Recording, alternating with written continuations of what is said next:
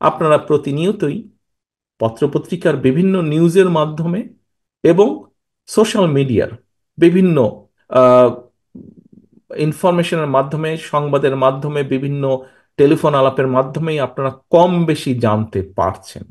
কাজেই জাতীয়তাবাদী শক্তির উপস্থিত সকল সহকর্মী বিন্দুকে বলবো, ষড়যন্ত্র যে থেমে নেই, এই কথাটি এই কথাটি প্রত্যন্ত অঞ্চলে প্রতিটি মানুষের কাছে পৌঁছে দিতে হবে। ষড়যন্ত্র থেমে নেই। এবং গতকাল আমি একটি কথা বলেছিলাম যে আমরা যতক্ষণ পর্যন্ত দেশে গণতান্ত্রিক ব্যবস্থা প্রতিষ্ঠিত করতে সক্ষম হব না, ততক্ষণ পর্যন্ত আজকের, যদি একটি উদাহরণ দিয়েও বলি, আজকের যে এই বাজার মূল্য, এই সিন্ডিকেট, এটিকে ভাঙা সম্ভব হবে না।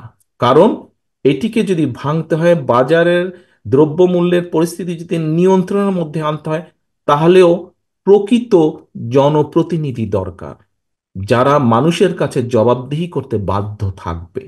যেদিন এরকম একটি সিস্টেম তৈরি করা সম্ভব হবে, সেদিনই বাজার পরিস্থিতি অনেকাংশে নিয়ন্ত্রণ, ধীরে ধীরে নিয়ন্ত্রণ করে নিয়ে আসা যাবে, মানুষের ক্ষমতার ভিতরে নিয়ে আসা যাবে। ঠিক একইভাবে শিক্ষা বলেন, শিল্প বলেন, যাই বলেন না কেন, দেশের যেই ব্যবস্থার কথাই বলেন, সেটিকে যদি উন্নত করতে হয়, দুর্নীতিকে যদি নিয়ন্ত্রণের মধ্যে নিয়ে আসতে হয়, যেইটার কথাই বলেন, স্বাস্থ্য, শিক্ষা, যেটার কথাই বলেন না কেন, আমরা যেটারই ডেভেলপ করতে চাই না কেন, জনগণের গণতান্ত্রিক ব্যবস্থাকে নিশ্চিত করতে হবে।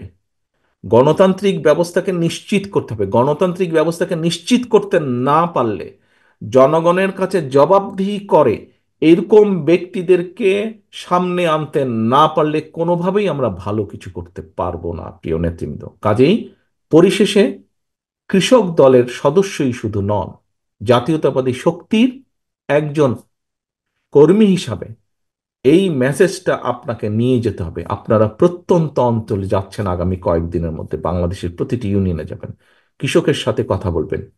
আপনি শুধু কৃষকের সাথেই কথা বলবেন না, আপনি কৃষকের সাথে সাথে যেখানে কর্মসূচি করবেন, সেখানে আপনি হয়তো একজন প্রাইমারি স্কুলের শিক্ষকের সাথে কথা বলবেন, আপনি একজন হয়তো গৃহিণীর সাথে কথা বলবেন, আপনি হয়তো একজন ছোট দোকান কর্মচারী বা দোকান মালিকের সাথে কথা বলবেন। এরকম বহু শ্রেণী পেশার মানুষের সাথে কথা বলবেন। প্রত্যেককে একটি মেসেজ দিতে হবে, ভাই, তুমি যেই রাজনীতিতেই বিশ্বাস করো না কেন, কিন্তু একটি জায়গায় এসে তুমি দাঁড়াও। অর্থাৎ তোমার যাকে ইচ্ছা তুমি ভোট দাও, কিন্তু ভোট যাতে হয় এই ব্যবস্থাটা করতে হবে যে কোনো মূল্যে। তোমার যাকে ইচ্ছা তুমি ভোট দাও, আমাকেও ভোট দেওয়ার দরকার নাই, তুমি যাকে ভালো মনে করো, তোমার বুদ্ধি বিবেক সবকিছু দিয়ে, তোমার জ্ঞান দিয়ে তুমি ভোট তাকে দাও, কিন্তু ভোট হতে হবে। সকাল থেকে বিকাল আমার যাকে খুশি আমি তাকে ভোট দিব, নিশ্চিন্তে নিরাপদে ভোট দিব, এটার সাথে কোনো কম্প্রোমাইজ নাই। এই মেসেজটা আপনাদেরকে নিয়ে দিতে হবে। তারপরে মানুষ, দেশের জনগণ যাকে ইচ্ছে দিবে, যাকে ভালো মনে করে দিবে, যাকে মনে করে দিবে দিবে না, হয়ে গেল। কিন্তু ভোট হতে হবে। ওই দামি নির্বাচন হতে পারবে না, নিশিরাতের ভোট হতে পারবে না, দিনের আলোতে ভোট হতে হবে। যাকে খুশি তাকে ভোট দেওয়ার স্বাধীনতা থাকতে হবে, নিরাপদে ভোট দেওয়ার স্বাধীনতা থাকতে হবে। কেউ কাউকে ডিস্টার্ব করবে না, ভোট দেওয়ার সময় যাবে, লাইন ধরবে, ভোট দিবে, চলে আসবে, তার মত সে প্রকাশ করবে, কোনো ভয় থাকবে না, ভীতি থাকবে না, নিরপেক্ষভাবে ভোট হতে হবে। এইটার সাথে কোনো কম্প্রোমাইজ নাই। যদি এটি নিশ্চিত করা যায়, ইনশাল্লাহ ধীরে ধীরে আমরা দেশের সমস্যার সমাধান, মানুষের সমস্যার সমাধান কমিয়ে আনতে সক্ষম হব। কাজেই এর সাথে কোনো কম্প্রোমাইজ নাই। ষড়যন্ত্র যদি রুখতে হয়, তাহলে অবশ্যই ভোটের স্বাধীনতা নিশ্চিত করতে হবে।